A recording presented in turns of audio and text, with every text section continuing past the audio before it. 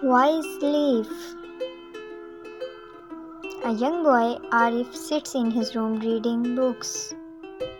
His teacher says, "Go outside and learn from nature." Arif walks into a bright, colorful garden.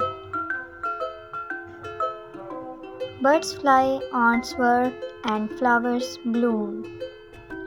A gardener waters the plants kindly. A green leaf slowly falls into Arif's hand. The gardener smiles, saying, "This leaf is your teacher." Arif realizes that learning is everywhere. He smiles and looks around happily. Moral: knowledge can be found anywhere. We just need to search in it.